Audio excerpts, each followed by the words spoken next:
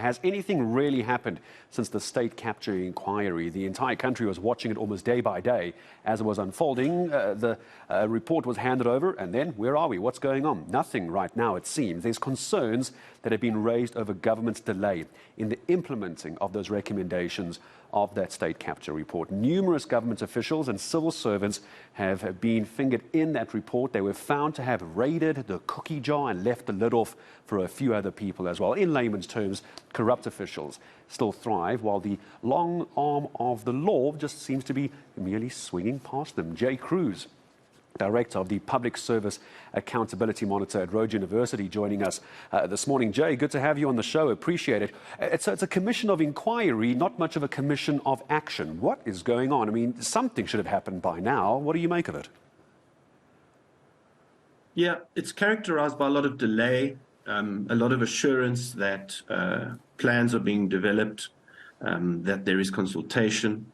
But yeah, certainly we're seeing very slow progress. The National Prosecuting Authority have enrolled a fair number of cases into the courts. But yeah, we certainly haven't seen any significant progress.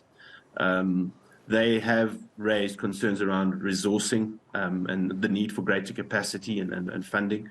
There's been some response from National Treasury to that, which is encouraging. But certainly when one looks at the parliamentary process, Parliament was found to be wanting in their oversight, and the presidency as well as many state-owned entities and a range of government departments. And so, yeah, there's been assurances that there will be responses, but they have been slow and superficial. I suppose the problem could be, and tell me if I'm on the right track here, Jay, is that those who have been implicated in this report are the very people who need to try and implement the changes, to implement the action. One could suggest it's because they're implemented in it that they don't want to do anything about it, at least not with any great sense of speed. Yes, there are individuals that are implicated, that continue to hold high office. But yeah, certainly what we are seeing is that there's an absence of political will at a parliamentary level. There is slow progress, and in some instances there is active resistance.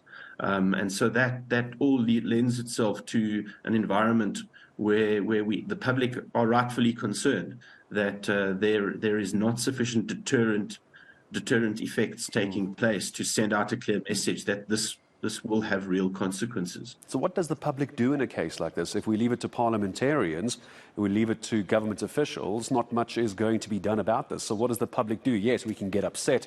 Yes, we can get angry when we have the headlines. But what does a civil society do? I think we need to reach out to our elected representatives. We need to confront them. We need to ask difficult questions of them across the board.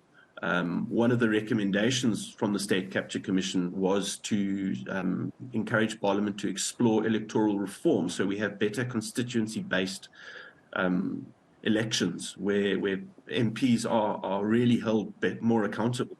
And so Parliament have responded to that recommendation to say that they've established a panel to consider that. Again, that's kicking it down the road. We've had calls prior to this commission of inquiry calling for electoral reform, but the current system suits those in office. So we do see resistance or a reluctance to bring about change because it's likely to result in a shift in power and greater power to the electorate. I'm curious, because you mentioned the word electorate, you led me very nicely to my next question. I was going to ask about this anyway, but you raised such a good point.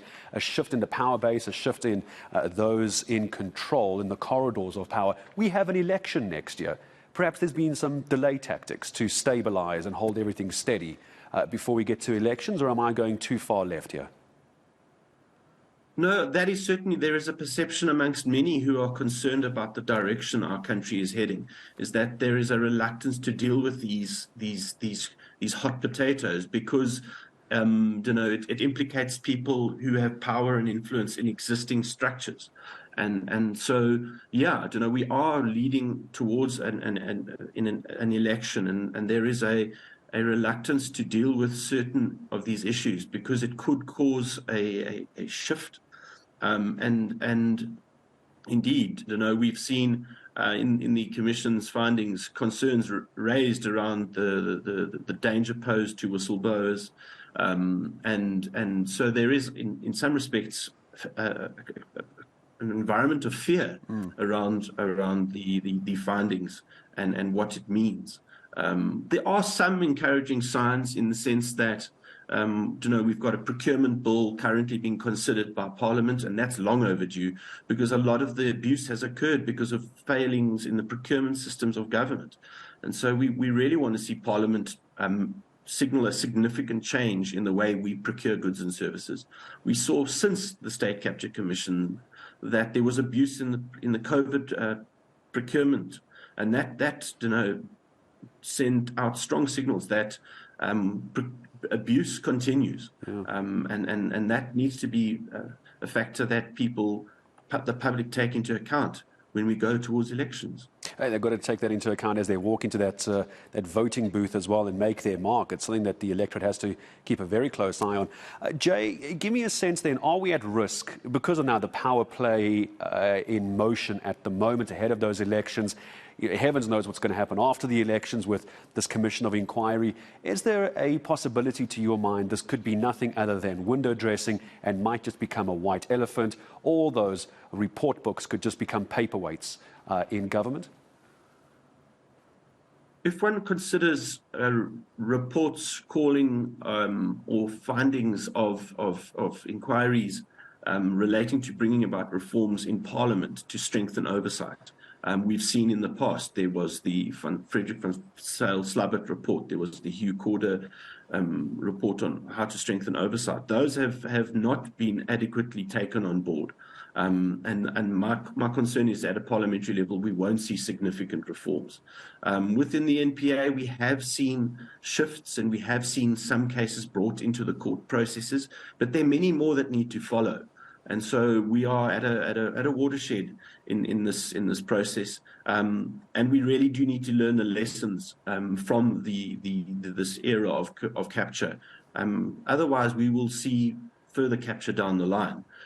So, yeah, there are some signs of movement, but they need to be sped up. They need to be scaled up, and we need an accountability ecosystem that works. It cannot be. The responsibility does not rest on a sole entity or arm of government. It needs voice from civil society. It needs action by Parliament. It needs action by government. And law enforcement as well. And at the moment, it's stuttering. It is stuttering, and I like the way you use the accountability environment as well, because there's a major breakdown in trust between government, parliamentarians, and the public. This has been demonstrated at local government elections when we take a look at voter apathy there. National voter apathy is probably not going to improve. When you now have a commission of inquiry, which cost a small fortune, some people having called it a waste of taxpayers' money, Jay, and now to not see government, not see parliamentarians actually acting on this, it once again erodes what little trust was left when it comes to government and politicians. It does, but this commission, whilst it costs in the region of R1 billion, it's small change in comparison to the abuse of the public purse. If one looks at how much money has been wasted through Eskom and stolen, that runs into hundreds of billions of rands. If one looks at what has gone down at Transnet and the likes, this commission's findings are significant, and if they are acted upon, we will see better use of public funds, and we'll see better action taken and more, signals sent out that crime has real consequences. But we are stumbling along, and we really need to scale up the action. One encouraging development in recent times is, of course, the removal of the former public protector, Busim Kwebani, for incompetence. That office has underdelivered for far too long. And we look forward to an office that is run with the new incoming public protector that can really confront maladministration and support that accountability ecosystem. And I appreciate the time this morning. Jay Kruuse joining us as well. So yes, there it is. And I think that's the frustrating part, isn't it? As we hear from Jay, is the fact that this commission of inquiry was there. The report was done. It was handed over to the president. The frustration is now why has nothing been done? Yes, there are some movements. We're talking about some bills and some low level changes, but nothing really that I think people in South Africa can look at and go, yes, that moment there, when they spoke about that in the commission, is what has changed now. Kruuse from the Public Service Accountability Monitor joining us this morning.